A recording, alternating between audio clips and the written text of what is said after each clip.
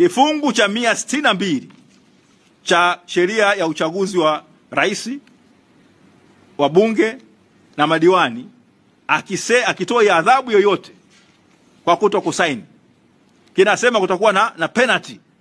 Penalty haiwezi kuwa ni adhabu ya kufanya nini, mtu kufanya kufungiwa. Na kingine, ndugu zangu, nipende kuambia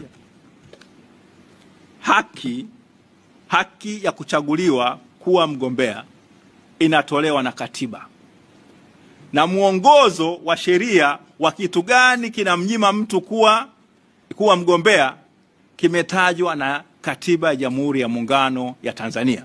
Nitapenda niwapitishe katika vifungu mbalimbali vya katiba ambavyo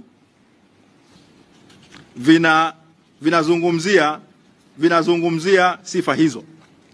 Tukienda ibara ya 39 ya katiba ya Jamhuri ya Muungano ya Tanzania inasema mtu hata stahili kuchaguliwa kushika kiti cha rais wa Jamhuri ya Muungano wa Tanzania isipokuwa tu kama ni raia wa kuzaliwa wa Jamhuri ya Muungano kwa mujibu wa sheria ya uraia, ametimiza umri wa miaka 40, ni mwanachama na mgombea alipendekezwa na chama cha siasa, anazo sifa za kumwezesha kuwa mbunge au mjumbe wa Baraza la Wawakilishi, na katika kipindi cha miaka 5 kabla ya uchaguzi mkuu hajawahi kutiwa hatiani katika mahakama yoyote kwa kosa lolote la kukwepa kulipa kodi yoyote ya serikali.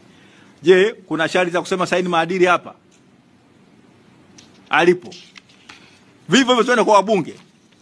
Wabunge tunapata sifa zao za kugombea ubunge. Kwa makamu wa rais.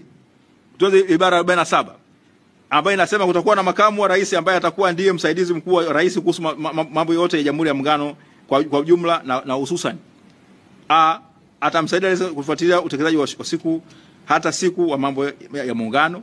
Atafanya kazi zote atakazogizwa na rais. Atafanya kazi zote za rais kama rais hayuko katika kazini au yuko nje ya nchi. Sasa bila kuathiri mtu atateuliwa, ibara ya 40 na 7 kifungu ibara ndogo ya 4 inasema hivi: mtu atateuliwa kugombea au kushika kiti cha makamu wa rais wa Jamhuri ya Muungano isipokuwa tu kama ni raia wa kuzaliwa wa Jamhuri ya Muungano kwa mujibu wa sheria ya uraia, ametimiza umri wa miaka 40, ni mwanachama na mgombea alipendekezwa na chama cha siasa, anazo sifa za kumwezesha kuwa mbunge au mjumbe wa Baraza la Wawakilishi, katika kipindi cha miaka 5 kabla ya tarehe ya uchaguzi hajawahi kutiwa hatiani katika mahakama yote kwa kosa lolote la kukwepa kulipa kodi yoyote ya serikali. Chama akitazuiwa kumpendekeza mtu yeyote